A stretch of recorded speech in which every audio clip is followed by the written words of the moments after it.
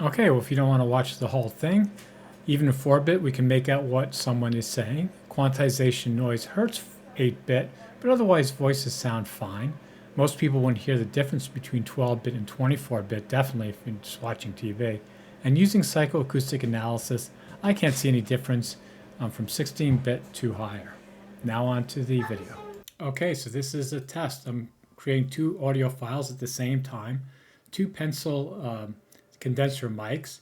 One is at basically 12 o'clock in the mode 2, and one is at 3 o'clock. So in one, my voice is around negative 30 dB or 36 dB, and the other, my voice is around negative 12 dB. So now I'm going to do a couple of different rain in Spains. The first one low. The rain in Spain falls mainly in the plain. The other one at my normal voice. The rain in Spain falls mainly in the plain. And the next one, I'll be shouting.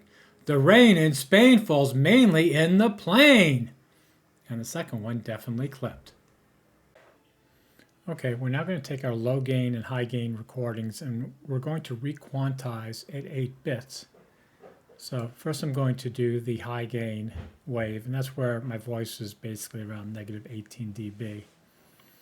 And as we can see on the original recording, we're getting about like 20 bits from my mode 2. I don't think it's picking up true 20 bits of microphone fidelity, but we'll get to that later. And this is our effective bit depth on the one that we just created. And the similarity of the psychoacoustic similarity of the 8-bit to the 20-bit obviously is low, negative 20 dB on this sort of rating system. And now we'll go create the one for the low gain. So I'll run this again. And the basic version similarity was 12.62. So actually on the low gain, we have better similarity as far as psychoacoustics go. Well, let's go see if that bears out. So those are our two source files.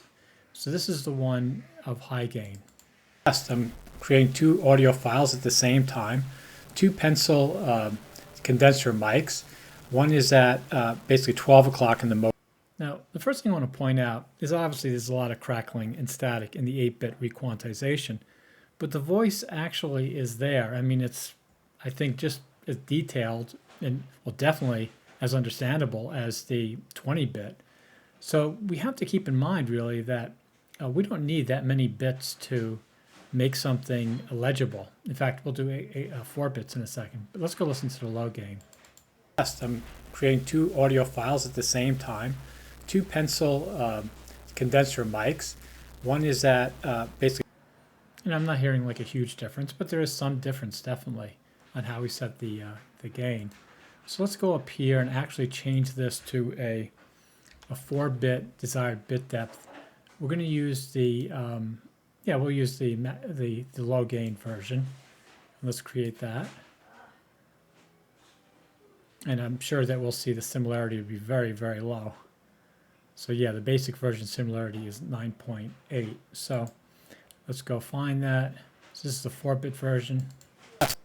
Creating two audio files at the same time. Two pencil condenser mics. One is at basically 12 o'clock in the mode 2. Now that isn't as legible as I thought it would be. So that I've gotten another similar tests. So I'm going to go with the max high gain version and create a 4-bit file using that. Let's see if that sounds better. So the similarity definitely is a lot higher. So let's go listen to that, the max high gain. I'm creating two audio files at the same time, two pencil condenser mics. One is at basically. Yeah, so I could totally understand that, right? I mean, couldn't you? I mean, you could make out what I was saying. And so we need to remember, 4 bits is all we need to communicate. We don't need 16, 24 bits, or God forbid, 32-bit float. 4 bits, if you just want to get a message to somebody, is really all you need. And think about it, that's 16 levels of quantization, right? That's just 1 to 16 for each amplitude of sound. So anyway, I just wanted to make that point that, yes, you only need 4 bits to actually send a message. And 8 bits, it definitely sounds okay. It's just, this crackle and pop and whatever. And that's mostly from quantization errors. So, old movies, they're basically an 8-bit, but you don't hear that level of that kind of static and crackle because they're using analog equipment. I'm not going to go down that rabbit hole, but suffice it to say that yes, old audio will quantize to 8-bit and sound just the same as it did in the original. And the original analog version is totally listenable. I love old movies. I don't watch Casablanca. I'm like, oh my God, I wish that had better audio. It's fine. Anyway, getting back to our experiments here. So we did 8-bit, and it wasn't, definitely was not the same as the original. So let's go with the 12-bit now. So we do 12-bit. We'll do the high gain version. And so it's showing a basic similarity of -36, which is really good. So this should actually sound at 12-bit very close to what the what original sounded like. I'm creating 2 audio files at the same time, 2 pencil condenser mics. One is, yeah, that sounds really good. So let me just go play the original. I'm creating 2 audio files at the same time, 2 pencil condenser mics. I can't hear the difference. Maybe you can.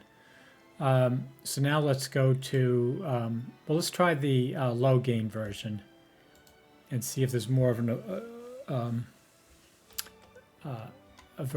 difference there. And we'll also listen all the way through.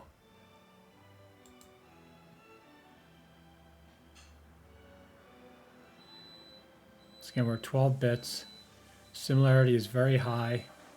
So remember, we're going from basically 305,000 unique amplitudes in our audio file from straight from the microphone to the audio interface, the Mode 2, and we're basically scaling that down to 3,179 unique values. So let's go listen to that. So we're going to do the low gain.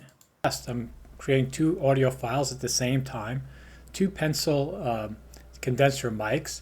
One is at basically 12 o'clock in the Mode 2, and one is at 3 o'clock. So in one, my voice is around -30 dB or 36 dB, and the other, my voice is around -12 dB. So now I'm going to do a couple of different rain in Spains. The first one low. The rain in Spain falls mainly in the plain. The other one at my normal voice. The rain in Spain falls mainly in the plain. And the next one, I'll be shouting.